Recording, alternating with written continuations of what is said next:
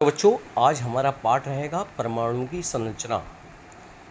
तो हमने पिछली कक्षा में जाना था कि पदार्थ वह वस्तु है जिसमें कुछ आयतन एवं द्रव्यमान होता है, यानी उसका अंदर भार भी होता है, वो स्थान भी घेरता है। पदार्थ परमाणुओं से मिलकर बना होता है तथा परमाणु पदार्थ की मूलभूत इकाई है। और हमने जाना था कि भौतिक रूप से 3 प्रकार का होता है पदार्थ: ठोस, द्रव, गैस। सभी पदार्थों के परमाणु एक समान नहीं होते, अलग अलग पदार्थों के परमाणु अलग अलग होते हैं और 2 या 2 से अधिक परमाणु मिलकर एक अणु बनाते हैं। अब भाई, सोना एक पदार्थ है तो उसके परमाणु अलग होंगे, और लोहा एक पदार्थ है तो उसके परमाणु अलग होंगे। अब हम बात करेंगे तत्व का अणु। तत्व की हमने परिभाषा जब जानी थी तो उसमें एक ही प्रकार के परमाणु होते हैं।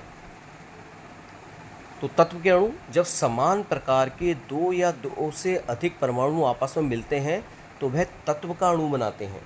आप यहाँ पे चित्र में देख सकते हैं कि हाइड्रोजन का एक परमाणु H जिसका संकेत है, और वो हाइड्रोजन के परमाणु जब 2 सहयोग कर रहे हैं तो एक हाइड्रोजन का अणु बनना है H2। तो इसमें आपने देखा कि एक ही समान प्रकार के परमाणु 2 या 2 से अधिक सहयोग करते हैं तत्व के अणु में। लेकिन जब हम यौगिक के अणु की बात करते हैं तो जब असमान प्रकार के 2 या 2 से अधिक परमाणु आपस में मिलते हैं तो वह यौगिक का अणु बनाते हैं। अब आप यहाँ देख सकते हैं कि एक अणु है हाइड्रोजन का और एक है क्लोरीन का। तो ये दोनों मिलकर HCl हाइड्रोजन क्लोराइड बना। तो ये हाइड्रोजन क्लोराइड का एक अणु बना। अब हमने जाना कि जो पदार्थ की मूलभूत इकाई है परमाणु, तो इसका सिद्धांत सबसे पहले डाल्टन ने दिया था। तो अब हम डाल्टन के, जो इसके परमाणु सिद्धांत के जनक भी कहलाते हैं, उन्होंने क्या सिद्धांत दिया था उसके बारे में जानेंगे। डाल्टन ने कहा था कि पदार्थ या तत्व अनेक सूक्ष्म कणों से मिलकर बना होता है जिन्हें परमाणु कहते हैं। और इन्होंने कहा था परमाणुओं को ना तो नष्ट किया जा सकता है, न बनाया जा सकता है। फिर तीसरा सिद्धांत इन्होंने दिया था परमाणु अविभाज्य होता है, यानी परमाणु को विभाजित नहीं किया जा सकता। और चौथा इन्होंने कहा था कि एक तत्व के परमाणु आकार, भार तथा गुणों में समान होते हैं, लेकिन दूसरे तत्व के परमाणु से भिन्न होते हैं, यानी अलग अलग तत्वों के परमाणु अलग अलग गुण, धर्म, आकार रखते हैं। और परमाणु जो है पांचवा, परमाणु सरल अनुपात में संयुक्त होते हैं। इन्होंने ये सिद्धांत दिया।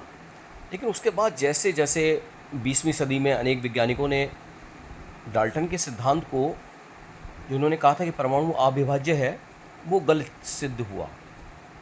कि परमाणु विभाज्य है ये सिद्ध हो गया, तथा परमाणु भी कई प्रकार के अवयवी कणों अथवा मूल कणों से मिलकर बना होता है। तो मूल कण जो उसके अंदर मुख्य रूप से माने गए वो 3 माने गए परमाणु के अंदर: इलेक्ट्रॉन, प्रोटॉन और न्यूट्रॉन। अब देखिए, इलेक्ट्रॉन जो परमाणु के अंदर होते हैं, तो इलेक्ट्रॉन, प्रोटॉन और न्यूट्रॉन की हम बात करेंगे अभी। तो इलेक्ट्रॉन का संकेत जो है -1 E0, और इस पर ऋण आवेश होता है।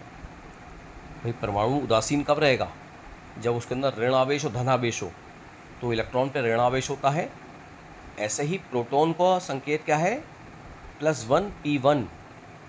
और न्यूट्रॉन का क्या है? न्यूट्रॉन क्या है? उदासीन।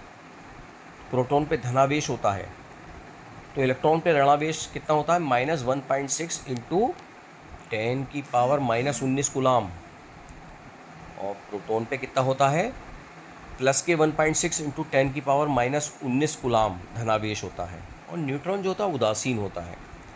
अब हम भार की बात करें तो इलेक्ट्रॉन का जो द्रव्यमान होता है बहुत कम, ना के बराबर। तो वो हाइड्रोजन का जो एक परमाणु है उसके द्रव्यमान का 1/1837 भाग होता है। अब आप सोच सकते हैं कितना हल्का। या उसे किलोग्राम में अगर हम देखें तो 9.1095 गुणा 10⁻31 किलोग्राम, नहीं, बहुत ना के बराबर होता है। तो इलेक्ट्रॉन की खोज जो थी वो जे थॉमसन ने की थी 1897 में। प्रोटॉन का द्रव्यमान जो होता है वो हाइड्रोजन के परमाणु के द्रव्यमान के बराबर होता है।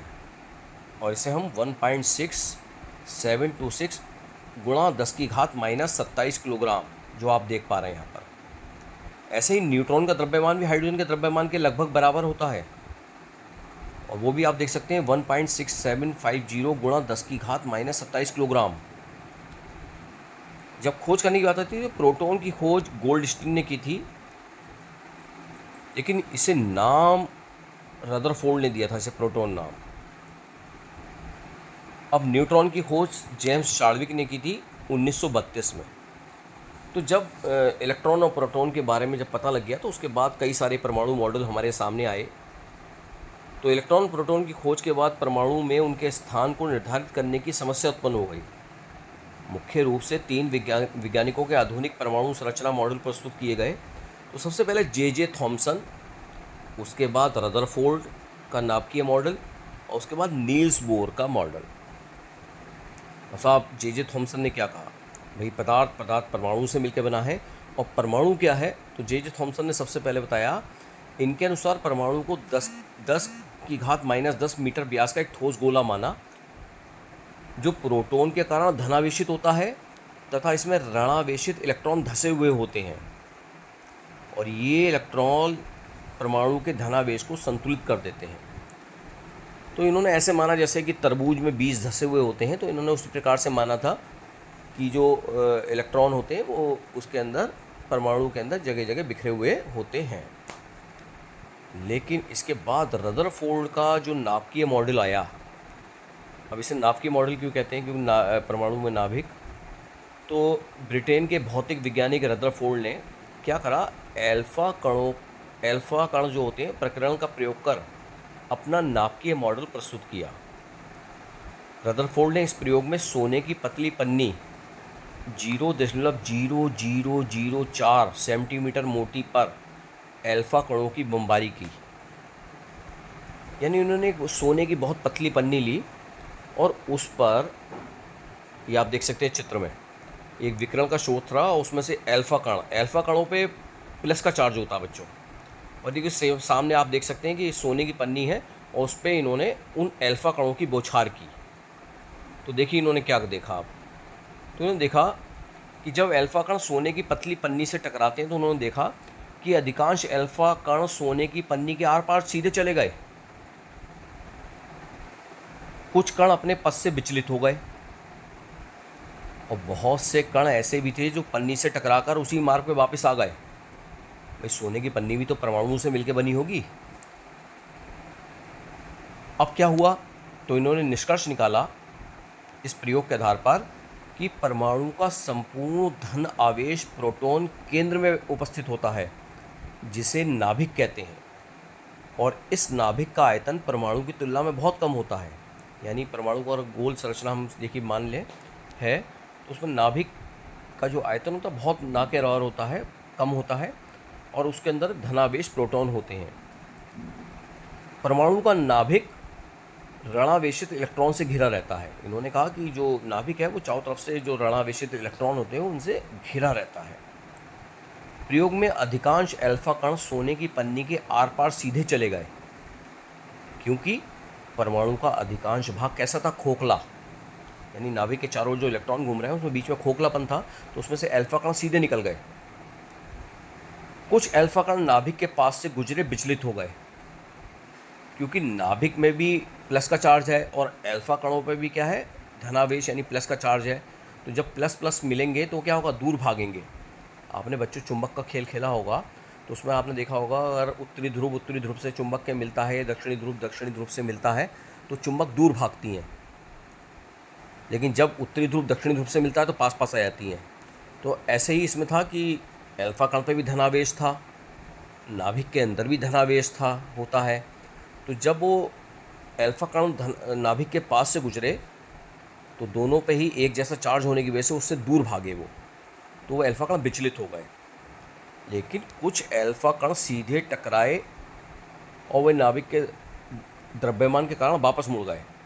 जो सिर्फ सीधे नाभिक से टकराए वो वापस आ गए। जैसे हम दीवार पर अगर गेंद देके मारें ठोस हिस्से पे तो गेंद वापस आती है। तो इस आधार पर जो रदरफोर्ड था उन्होंने सिद्ध कर दिया अपना सिद्धांत दिया, अपनी नाप के मॉडल पर दिया, लेकिन कुछ वैज्ञानिकों ने इस मॉडल की भी आलोचना करी। उन्होंने कहा कि परमाणु इस प्रकार से तो परमाणु स्थायी हो ही नहीं सकता, क्योंकि नाभिक के चारों ओर इलेक्ट्रॉन घूम रहे हैं और लगातार घूमने वाली चीज़ यानी इलेक्ट्रॉनों की ऊर्जा लगातार कम हो जाएगी और वो अंत में नाभिक में गिर जाएंगे। रदरफोर्ड इसको नहीं बता पाए। इसके बाद नील्स बोर का परमाणु मॉडल आया। तो रदरफोर्ड के परमाणु मॉडल की कमियों को नील्स बोर द्वारा दूर किया गया। बोर ने यह प्रस्तावित किया कि परमाणु का समस्त द्रव्यमान तथा धनावेश उसके नाभिक में होता है। यानी जो परमाणु का भाग नाभिक होता है, जो आयतन में परमाणु की तुलना में बहुत कम होता है, उसी के अंदर धनावेश भी होता है और पूरा संपूर्ण द्रव्यमान उसके अंदर होता है परमाणु का। और इलेक्ट्रॉन नाभिक के चारों ओर स्थिर या अचर कक्षाओं में घूमते हैं। तो जैसे हमारी कक्षा होती है, कक्षा 1, कक्षा 2, कक्षा 3, जैसे कक्षा 6, कक्षा 7, कक्षा 8, तो वैसे ही ये जो नाभिक के चारों ओर कक्षाएं होती हैं, जिन्हें नाम दिया, पहली कक्षा को नाम दिया K, दूसरी कक्षा को नाम देते हैं L, तीसरी कक्षा को नाम दिया M, चौथी कक्षा को नाम इन्होंने क्या दिया, N। तो और फिर इन्होंने बताया भी कि प्रत्येक कक्षा के अंदर जो हाईएस्ट है वो 2n² इलेक्ट्रॉन रह सकते हैं, 2n²। तो 2n² का पहली कक्षा K के लिए 2 गुणा n² यानी 1 का स्क्वायर, यानी 1 का स्क्वायर 1 होता है, तो 2 गुणा 1 यानी 2। पहली कक्षा में 2 इलेक्ट्रॉन रह सकते हैं। दूसरी कक्षा के लिए n की वैल्यू कितनी हो जाएगी, 2। तो 2n² में 2 गुणा n यानी 2 का स्क्वायर, 2 का स्क्वायर 4 होता है, तो 2 चौक 8, यानी दूसरी कक्षा में अधिकतम 8 इलेक्ट्रॉन रह सकते हैं। ऐसे ही तीसरी कक्षा में 2n² यानी 2 गुणा 3 का स्क्वायर, और 2 गुणा 3 का स्क्वायर ये 9 होता है, तो 2 गुणा 9 बराबर 18। तो यानी तीसरी कक्षा में अधिकतम 18 इलेक्ट्रॉन रह सकते हैं। और ऐसे ही चौथी कक्षा में 2n² यानी 2 गुणा 4 का स्क्वायर, यानी 4 का स्क्वायर 16, तो 2 गुणा 16 यानी 32 इलेक्ट्रॉन रह सकते हैं चौथी कक्षा में। अब यहाँ पे एक सोडियम का आपको जो परमाणु इलेक्ट्रॉनिक विन्यास है वो दिखाया गया है। तो सोडियम का जो परमाणु क्रमांक होता है वो 11 होता है, यानी उसके अंदर 11 इलेक्ट्रॉन होते हैं। तो पहली कक्षा में 2 इलेक्ट्रॉन रहेंगे, दूसरी कक्षा में 8 रहेंगे, तो 2 और 8 10, बचा कितना, 1। तो तीसरी कक्षा में 1 इलेक्ट्रॉन रहेगा। तो ये आप देख सकते हैं कि जो परमाणु हैं उसके नाभिक के अंदर कौन कौन रहता है। बीचों बीच देखिए न्यूट्रॉन और प्रोटॉन, और इलेक्ट्रॉन क्या कर रहे हैं, चारों ओर कक्षाओं में घूम रहे हैं।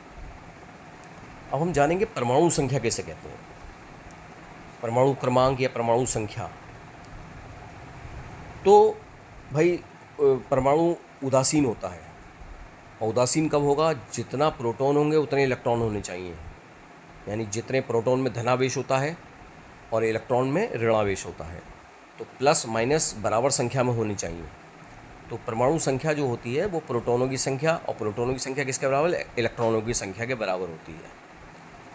तो इस प्रकार से हमने जाना कि परमाणु क्रमांक प्रोटॉनों की संख्या और इलेक्ट्रॉनों की संख्या के बराबर होता है।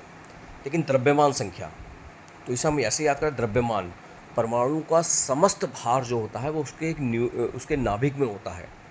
और भाई ज़रा बताना आप, नाभिक में कौन रह रहा है, नाभिक में तो न्यूट्रॉन और प्रोटॉन है। तो द्रव्यमान संख्या किसके बराबर होगी, प्रोटॉनों की संख्या प्लस न्यूट्रॉनों की संख्या के बराबर होगी। तो परमाणु का समस्त भार उसके नाभिक में होता है, था किसी परमाणु का द्रव्यमान संख्या उसके नाभिक में उपस्थित प्रोटॉनों की संख्या और न्यूट्रॉनों की संख्या की योग के बराबर होगी। अब यहाँ पे कुछ तत्व दे रखे हैं आपको। हाइड्रोजन, इसका परमाणु क्रमांक 1 है। हीलियम, इसका परमाणु क्रमांक 2 है। ऑक्सीजन का 8 है। सोडियम का 11 है और लेड का 82 है। यानी अलग अलग तत्वों के परमाणु क्रमांक अलग अलग होते हैं, लेकिन द्रव्यमान संख्या अलग अलग देख सकते हैं आप। हाइड्रोजन का द्रव्यमान संख्या 1 ही है। हीलियम का कितनी है, 4, यानी इसके अंदर न्यूट्रॉन भी 2 होंगे और प्रोटॉन भी 2 होंगे, तो 2 और 2 मिलकर कितने होगा, 4 द्रव्यमान संख्या। ऑक्सीजन की द्रव्यमान संख्या 16 है, परमाणु संख्या 8 है। इसके अंदर 8 प्रोटॉन होंगे और 8 ही न्यूट्रॉन होंगे, तो 8 8 16 बन गया इसका द्रव्यमान संख्या। लेकिन सोडियम में आप देखें, परमाणु क्रमांक कितना है, परमाणु संख्या कितनी है, 11, यानी प्रोटॉनों की संख्या 11 होगी। लेकिन यहाँ द्रव्यमान संख्या कितनी लिखी हुई है, 23। इसका मतलब क्या है, 11, 23 में से 11 घटाइए, कितने बचे, 12, यानी न्यूट्रॉन इसके अंदर 12 होंगे। प्रोटॉनों और इलेक्ट्रॉनों की संख्या तो बराबर होती है, लेकिन प्रोटॉन और न्यूट्रॉनों की संख्या बराबर हो ये ज़रूरी नहीं होता। अब ये भाग 1 था जिसमें आपने डाल्टन का परमाणु सिद्धांत, रदरफोर्ड का परमाणु सिद्धांत, जे थॉमसन का परमाणु सिद्धांत, परमाणु क्रमांक क्या होता है, द्रव्यमान संख्या क्या होता है, उसके विषय में जाना। ये इस चैप्टर का परमाणु की संरचना इकाई 3 कक्षा 8 का पहला भाग था। अब दूसरे भाग में हम अन्य टॉपिक को समस्थानिक, आयन का बनना और संयोजकता के बारे में जानेंगे। तो मैं डॉक्टर सचिन शुक्ला, आप सभी का बहुत बहुत धन्यवाद।